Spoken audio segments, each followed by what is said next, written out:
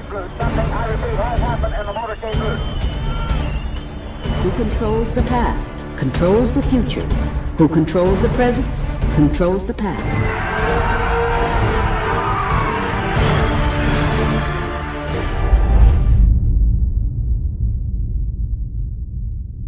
Welcome to the Infowars Nightly News. I'm your host, Rob Dewan. Today's date is Monday, August 31st, 2015, and here's a look at our top stories. Tonight. Changes with background checks will help at the margin, but I wouldn't expect that to have big impacts on the rate of violent crime in the country. A gun grabber admits that expanded background checks do little and ignores reports of hammers killing more people than assault rifles. Then, could you flunk out of college for using the words male or female? Now, coming up, we're going to look at the latest revelations in the Clinton email scandal. Also, we're going to look back on the life of Patriot filmmaker William Lewis, who died over the weekend. And we're going to get Californians' opinions on the recent capture of Nessie. Can't wait to see that one. But first, score one for the social justice warriors over the weekend. That's right, here it is out of the University of Texas. Texas removes Jefferson Davis and Woodrow Wilson statues. Statue removal follows nationwide campaign to take down historical items deemed racist. Following the tragic shooting of the Black church in Charleston, South Carolina last June, a nationwide campaign has begun to remove statues and other historical items deemed racist. Just last month, a resolution to dig up Confederate General Nathan Bedford Forrest remains from a public park was passed by the Memphis, Tennessee City Council. That's right. People are looking for any and every reason just to say that's racist. We got to get rid of it. We're going to start just erasing history anytime somebody feels uncomfortable about it or is deemed racist. Now, what's interesting is Jefferson Davis was flanked by Woodrow Wilson. Now, it's interesting. Wilson was a Democrat who was known for praising the KKK, and he was moved merely to maintain symmetry on the wall. But let's look at Woodrow Wilson. He signed the Federal Reserve Act on December 23rd, 1913, which you could say has now created a whole nation, 300 million plus and counting debt slaves. That's right. Because the Federal Reserve is able to print money out of thin air, give it to big banks at zero interest. The big banks are then able to go in and buy up everybody's property, call in loans whenever they feel like it, basically keep everyone under their thumb. We are all now living as debt slaves, and you could thank Woodrow Wilson for that. But no outcry from that, just outcry from the president of the Confederacy, who was elected by the Confederacy to be their president. Yes, he did own slaves, but let's take a look at some other presidents who owned slaves. Some on this list might surprise you, and some of them may not. Here's the list. And this information comes from Jubilo, the Emancipation Century. And there's about 13 presidents listed here. Let's start off with the list. Number 1, George Washington, the father of our country. Then the third president, Thomas Jefferson. The fourth, James Madison. Moving on in the number 5 spot, James Monroe. Then Andrew Jackson and Martin Van Buren. Now we go to number 7 on the list. He was our 9th president, William Henry Harrison. Then John Tyler, who was the 10th president, James K. Polk, the 11th president, Zachary Taylor, the 12th. Then the 15th president, James Buchanan, the 17th president, Andrew Johnson, who was right before Lincoln in the Civil War. And then number 18 on the list, which I was surprised to see, Ulysses S. Grant. That's right, the head of the Confederacy. The head of the Union general, the guy who ended the Civil War, was also a slave owner before he became the general of the Union Army. So you may want to think about when you decide Black Lives Matter people, social justice warriors who want to go out there and hide history and pretend it didn't happen and try to cover it up and have statues removed. You never know where this could go to. So this was the guy who effectively, you could say, ended slavery in the United States, even though it was already on its way out. Now, where is this all going? Here's an article from Mark Slavo. Got white privilege? College students flunked for using oppressive and hateful language. This is where it goes to. It goes to the language, from statues to language. Campus reform reported on political correctness gone too far.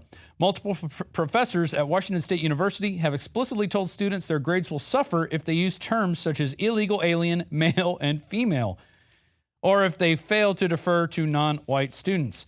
According to the syllabus for Selena Lester Brinkus Women and Popular Culture class, students risk a failing grade if they use any common descriptors that Brinkus considers oppressive and hateful language.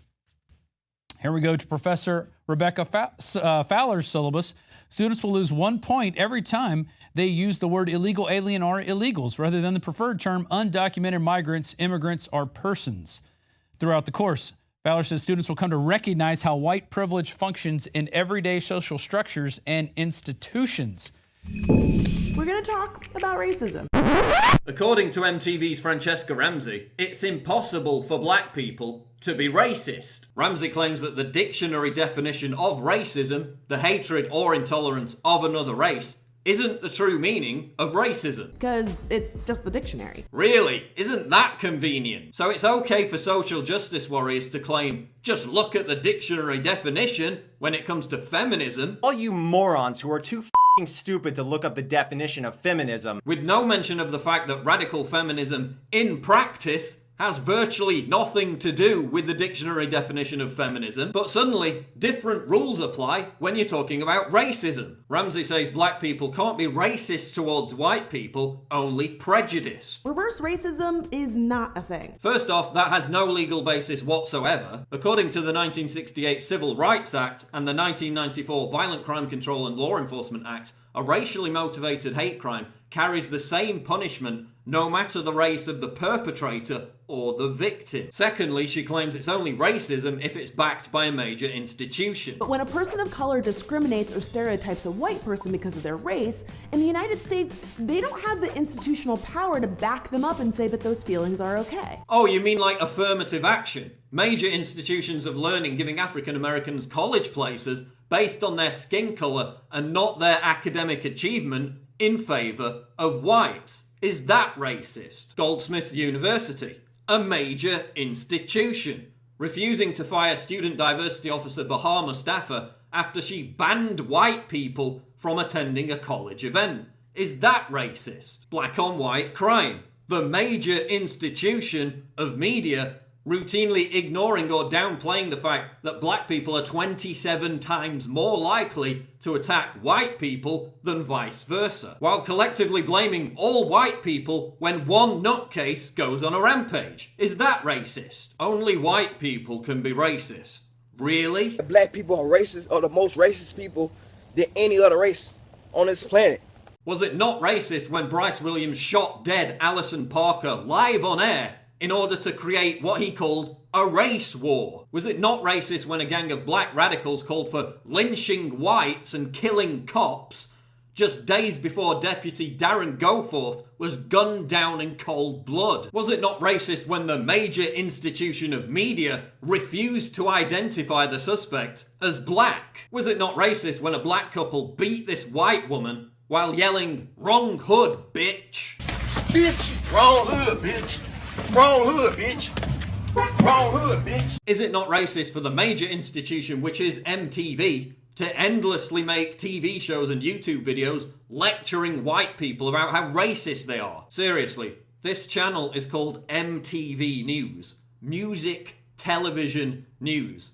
Yet over half of the previous 24 videos have been about racism. Plus, it's completely inaccurate to claim that only major institutions wield power in today's society.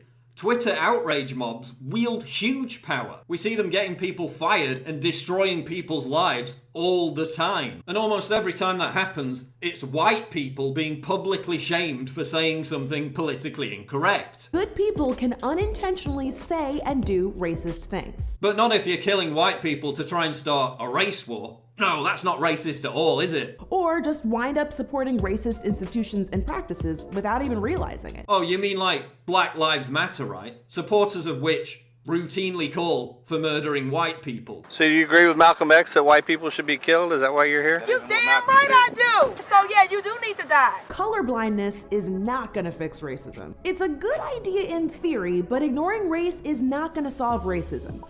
Race isn't the problem. Treating people differently based on race is the problem. So, treating people differently based on race is part of the problem. But being colorblind and treating everyone equally, regardless of race, is still racist. What the fuck? or people of color facing harsher prison sentences for petty crimes in comparison to white criminals. Except the study that she's talking about found that racial disparity in sentences wasn't a result of federal judges being racist. As Larry Elder documents, differences in conviction and sentencing rates by race are due to differences in the gravity of the criminal offences, prior records, and other legal variables. Look, I'm not saying that black people don't face racial discrimination from institutions and society. They clearly do. But then to claim that it's impossible for people of colour to be racist, based on a new rule that you've conveniently created, which is contradicted by a plethora of examples, is patently stupid. This video again illustrates how social justice warriors don't believe in equality. Treating a black person the same way you treat a white person is not good enough. You're still racist. And even if you're not intentionally being racist, and you're not aware of the fact that social justice warriors think that merely being born white is racist, and that you just want to see all humans as one race, you're still racist. Prejudice and racism aren't the same thing. So yeah, you do need to die. Check me out on Twitter at Prison Planet. Subscribe to the channel. I'm Paul Joseph Watson for Infowars.com.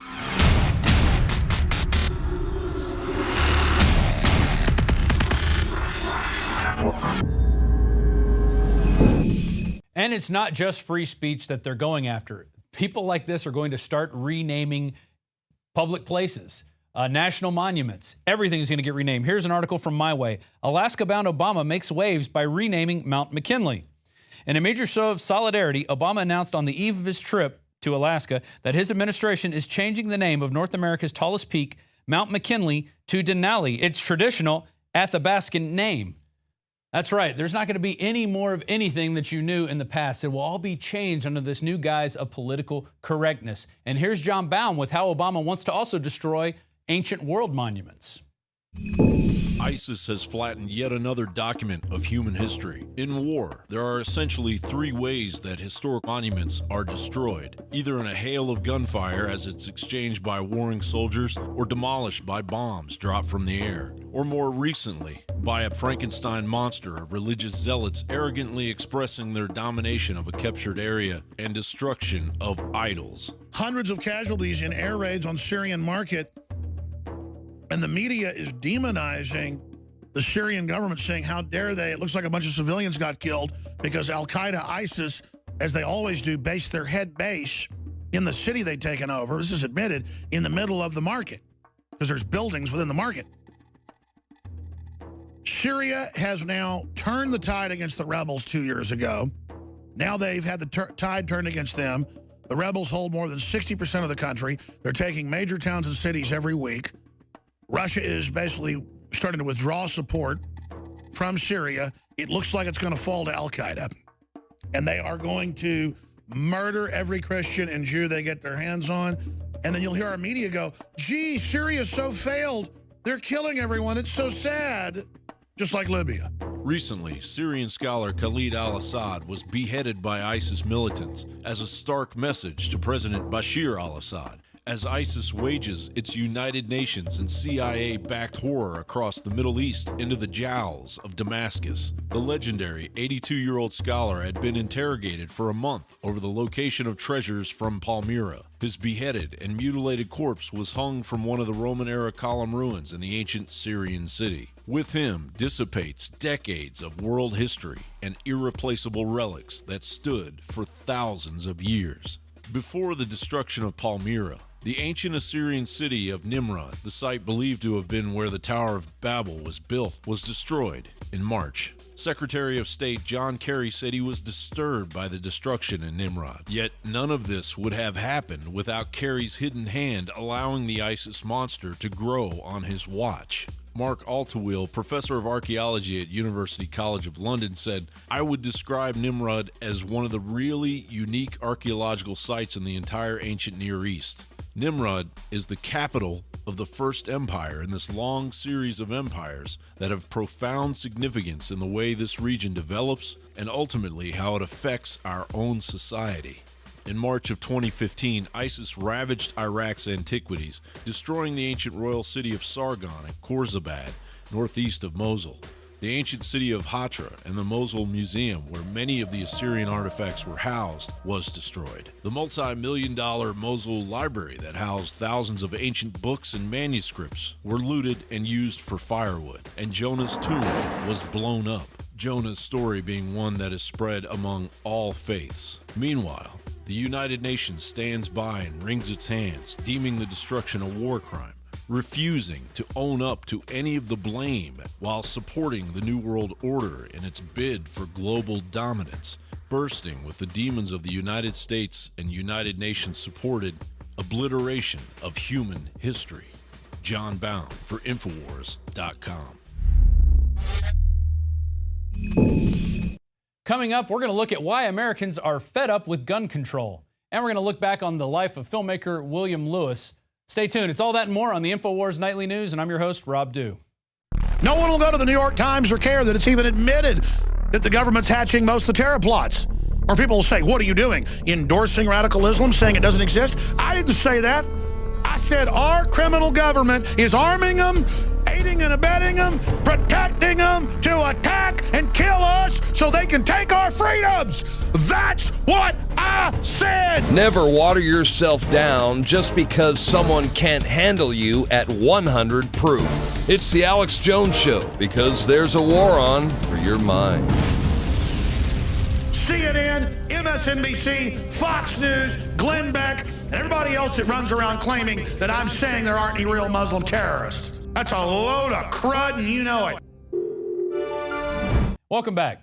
Now, coming up, we're going to look back on the life of filmmaker William Lewis and explore some new developments in the war on drugs. But first, let's get to some gun control news. Here's New York Times' Josh Barrow, and he actually said this on TV, massive gun grab is the only way to impact violent crime. This is what he said on MSNBC. Here's that clip. But I would also note the things that we talk about in the United States are so at the margins on this stuff that I wonder about how much they would really impact gun violence. If you did something like Australia did, where you really take away massive amounts of guns that people have, reduce the rate of gun ownership substantially in society, you could have a big impact on violent crime. But, I mean, changes with background checks will help at the margin, but I wouldn't expect that to have big impacts on the rate of violent crime in the country. Yeah, there you go. And, of course, his feelings and concepts are directly in contrast with most of the American people. In fact, this is from Steve Watson. It came out today on Infowars.com. Poll, 60% of Americans are against more gun control. A survey conducted in the wake of last week's Virginia shooting of 2 reporters on live TV finds that the majority of Americans do not believe stricter gun control laws would have prevented the incident. Rasmussen finds only 29% of likely voters feel that further gun control laws would have done something to prevent the shooting, while 60% of Americans, more than twice as many, said that they believe more gun control wouldn't have done anything to stop the attack. The poll also found 68% agree with Donald Trump's statement, it's not a gun problem, it's a mental problem. And that's something that we've been saying here on Infowars for a long time. The shooter in this incident was able to legally go buy a gun with a background check. The shooter in Charleston was able to go legally buy a gun with a background check. So we're seeing that background checks really aren't the answer. What we really have to look on is maybe how much medication are we prescribing these people? How many times do we have people going off the rails after taking too much of their meds or coming off their meds or just getting on their meds? There's all these red flag areas that you really have to be worried about with people using this stuff. But what has this turned to? All this gun control talk has turned really deadly, especially over the weekend. And here we have Sheriff Clark coming on Fox News saying Obama has declared open season on cops. And this has to do with a sheriff's deputy that was killed in Houston on Friday. And here is Alex Jones analyzing the sheriff's remarks. And here's the headline at Infowars.com that says it all with the video clip of the sheriff on the news nationally. Of course, guest of this broadcast as well, now becoming really a national leader because of his articulate, educated, informed, libertarian/conservative stance. And that, of course, is Sheriff David Clark, who I'd love to see run for president.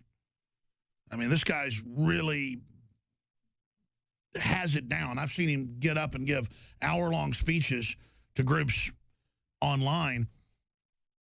I've seen the speeches, and he just really knows what he's talking about. He doesn't have notes, doesn't have a teleprompter. He's the real deal, and just everything he says makes complete sense. He's really got it. I said last December the war had been declared on the American police officer led by some high-profile people, one of them coming out of the White House, one coming out of the United States Department of Justice. And it's open season right now, there's no doubt about it. This whole movement, Black Lies, I've renamed it LIES, because it's based on a lie, the hands up, don't shoot. That's why I said this slime needs to be eradicated from American society and American culture. I need every law-abiding person in the United States of America to stand up and start pushing back against this slime, this filth. This was an assault on the American way of life, the American justice system. And if the American police officer backs off, we're all in trouble. And you have to understand, the White House has been caught, and so is Hillary, and so is Nancy Pelosi, with their staffers inside Black Lives Matter at the national level, pushing this narrative with Al Sharpton and with MSNBC and CNN. So we know this is going on. I'm going to break down why this is happening in a moment, because this is the key. If you understand the mindset of these people, and if you understand why they're doing this and how they're getting away with it, then you understand everything else. You understand the culture of the socialists and the communists. You understand their worldview. You understand, most importantly, how to defeat them. Here is the headline out of ABC News 13 in Houston. Suspect arrested and charged with fatally shooting Harris County Deputy Darren Goforth. Friday and then Saturday, when we had video of the guy, the news would just say a dark-complected man. That's how politically correct this has gotten, where major universities now are banning the word man and woman, boy and girl, he or she. I have that in the news today. This is a cult takeover, but it's scientific. These are not whack jobs. These are not people that are just forcing their agenda on us. This is a planned rollout. They are so politically correct that they're going, we don't know the motive, we don't know why. It's completely obvious. Breitbart's got the report. It's up on Infowars.com. Texas deputy executed days after black radical group calls for killing cops. I mean, this is all over the place. These same groups call for people to come after Infowars, folks. And what David Clark has pointed out is that radical Islamicist ISIS groups, hoods, thugs, hoodlums, the whole prison culture, the bad prison culture, there's a lot of innocent people in prison, but the really nasty perp culture is fusing with a bunch of misfits, I'm basically paraphrasing him, into this Black Lives Matter movement. And you really got to look at what Alex said in that clip, how he talked about how first they go after the language and say, you can't say this, you can't think this, but then groups like Black Lives Matter are allowed to go around and chant, die, pig, die, essentially, and nobody is reprimanded. So then somebody sees that and goes, well, I'm going to go ahead and get me some, I'm going to get me a cop.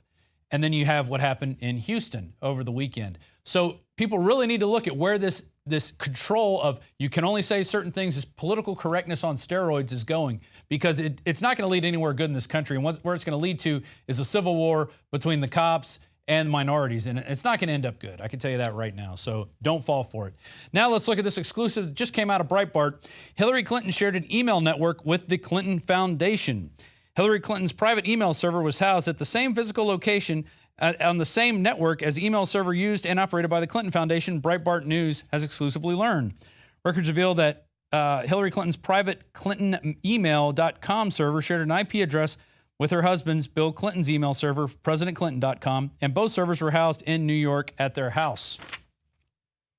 The bombshell revelation raises new concerns about the possible illegality of Hillary Clinton's private email use. And now Leanne McAdoo has more on this.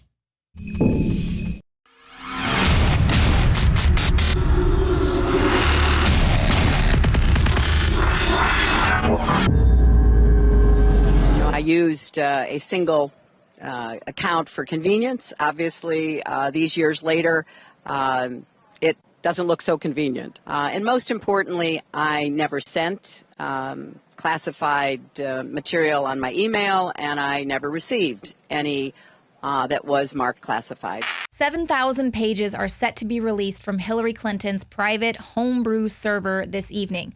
Now, under intense questioning, the State Department admits that within this latest data dump of emails, about 150 of them will be upgraded to classified status. Now, the agency spokesperson stressed that the information was not marked as classified at the time, although he concedes that, some changes are going to have to be made within the intelligence community.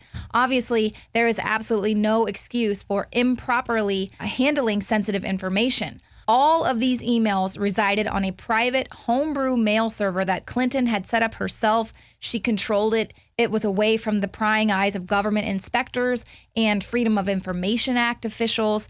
And it includes the 30,000 emails that Hillary Clinton already ordered to be deleted because she said they were personal in nature. Now, obviously, the question here is, would those personal emails include pay-to-play donations that were made to the Clinton Foundation?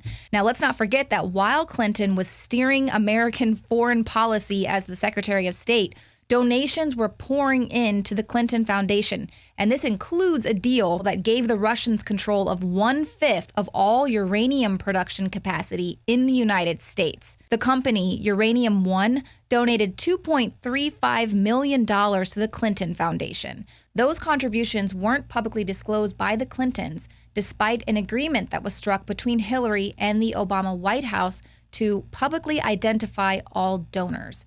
So could this be a reason why the establishment is throwing Hillary to the wolves? Her sloppiness could expose a lot of other shady business deals.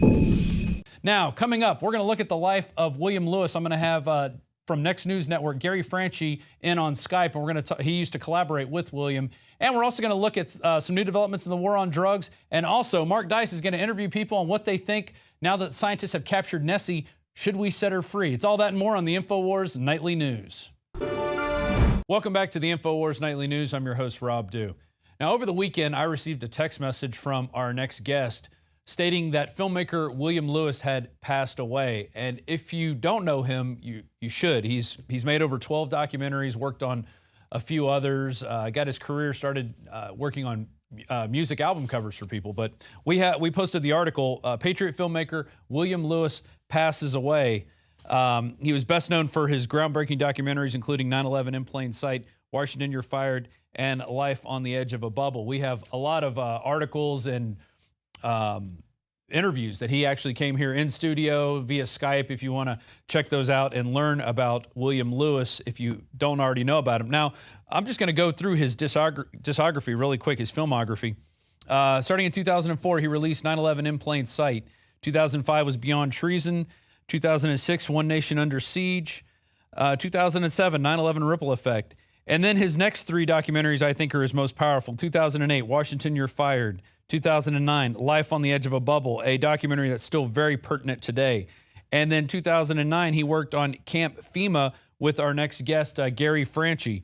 Finishing up here, Enemy of the State, Camp FEMA Part 2, Don't Tread on Me, Blood of Patriots, Ron Paul Uprising, and Peddling Influence. Now joining us via Skype is Gary Franchi, who collaborated on 3 projects with William Lewis, Camp FEMA Part 2, which is Enemy of the State, and Don't Tread on Me. He's with nextnewsnetwork.com. Gary, how are you doing today?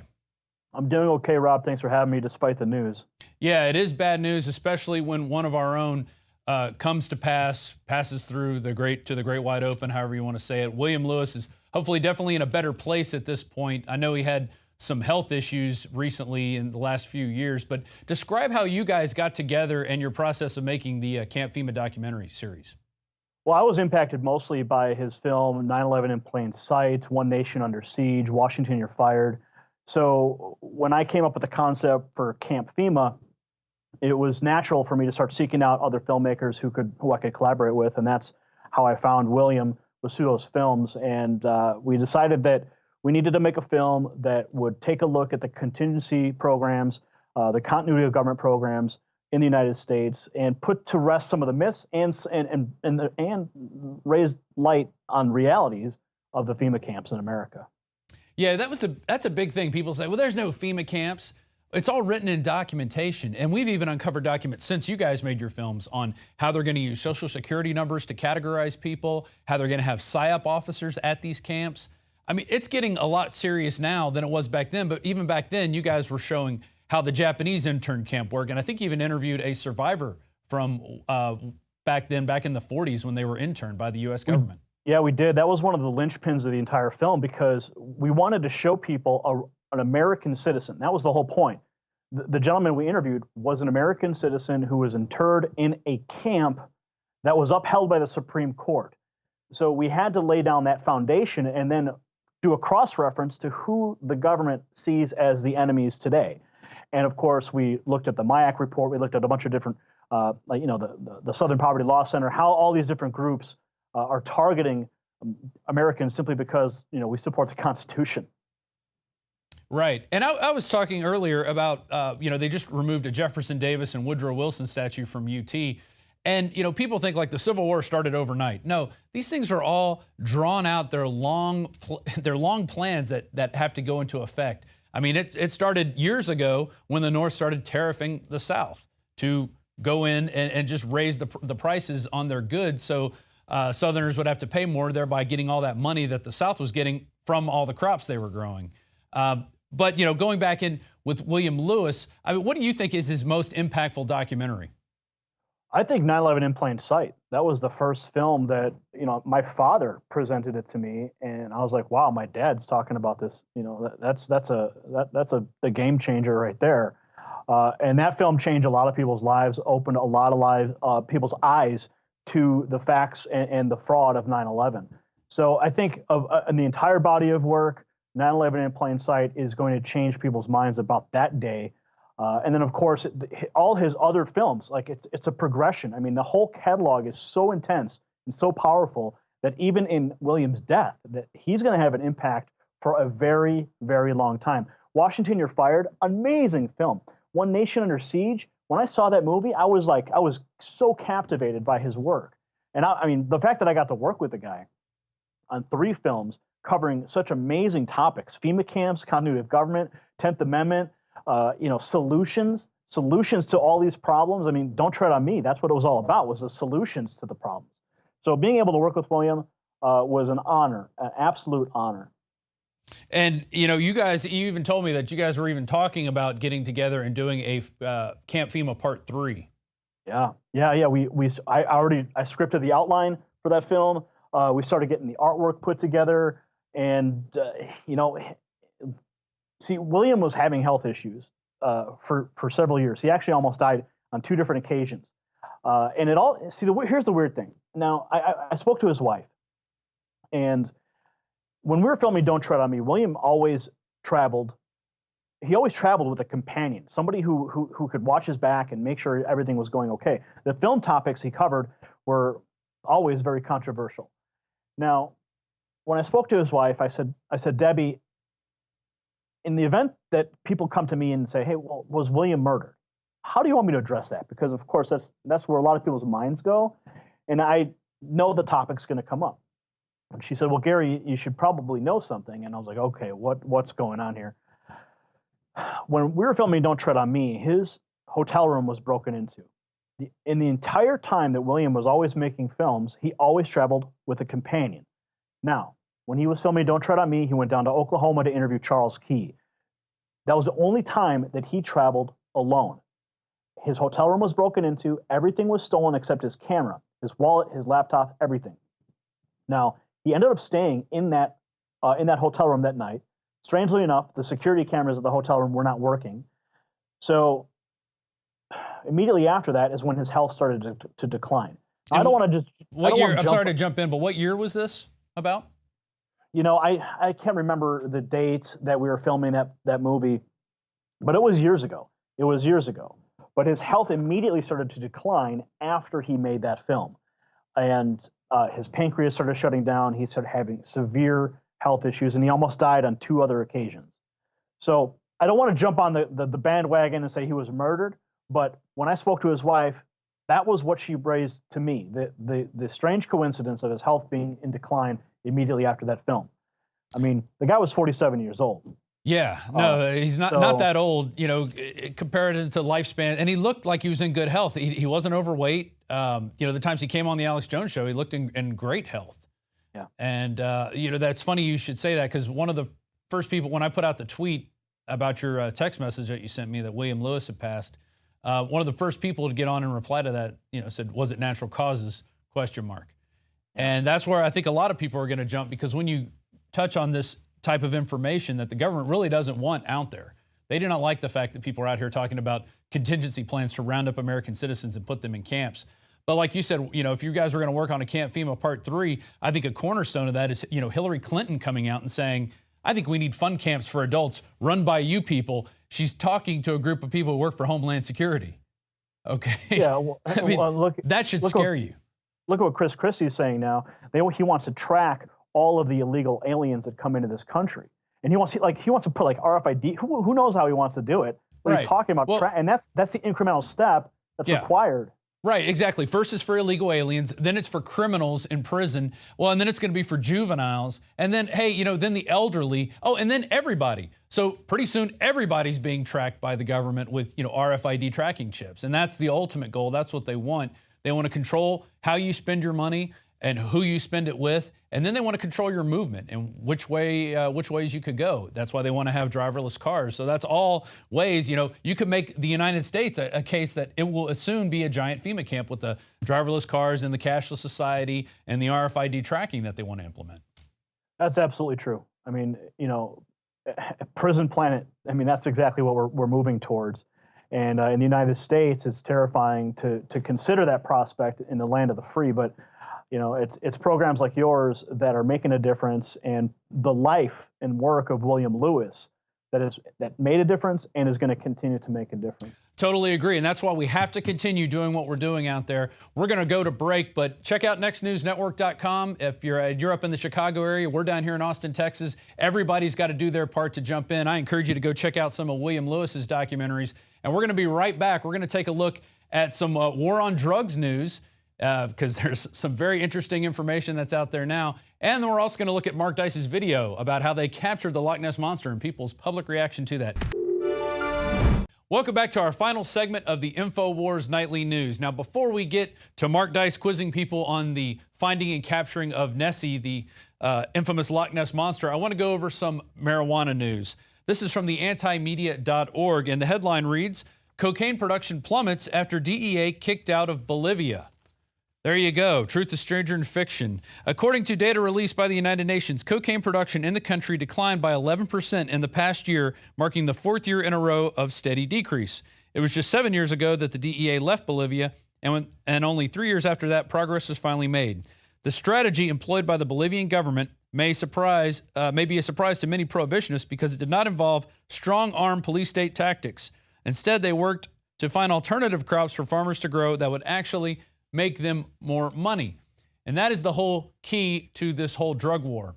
When you disincentivize it instead of going after the end user, and you disincentivize the producer of it, you can actually gain ground on this. But let's look at Afghanistan. Here's an article from NBC. As heroin use grows in U.S., poppy crops thrive in Afghanistan. And this has been the same old song and dance that we've seen since the start of the Afghan war. That is basically the reason we're still in Afghanistan. That's the dirty little secret, is the fact that we've got pipelines now established. We protect the drug dealers. We help them get fertilizer and seeds to grow the poppies because this is how they make money. And they're not going to grow anything else that doesn't make money. So they're incentivized to grow more poppies to create more heroin. Then we bring it into the United States. We showed an article last week, like Vermont is one of the capitals. There's a city in Vermont, a real small town, that is one of the capitals of heroin use. That's a big problem.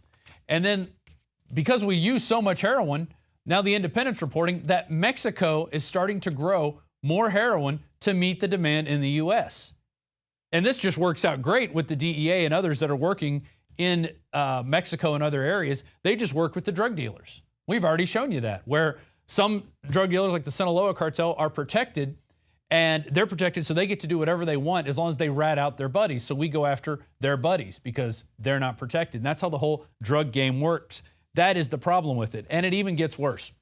This is from freethoughtproject.com. SWAT team raids home, kills man over $2 worth of pot. Informant exposes police cover-up. A Florida family seeks justice after their son, Jason Westcott, was killed by members of a SWAT team during a drug raid on his house, which yielded a whopping $2 worth of marijuana. An internal investigation absolved officers of any wrongdoing, though police found only 0.02 grams of marijuana in Westcott's home. Westcott became a target of intense drug trafficking investigation after a confidential informant led investigators to believe that Westcott was a dealer as opposed to a casual cannabis smoker that he was in reality. The informant has since gone public and admitted that he was lying to police in the case. So here's the big problem, and that I think the reason we ought to make some laws that kind of curtail the use of informants, because informants are only after saving their own skin. And in saving their own skin, they'll turn in their mother and say she's a drug user or a drug dealer or whatever, and they'll make up all these wild stories to get SWAT teams and police looking in the other direction. It's a real problem, and this is something that I do think we need laws with. Either we need to curtail the use of informants, or if the informant ends up giving out wrong information, they need to be prosecuted to the full extent of the law.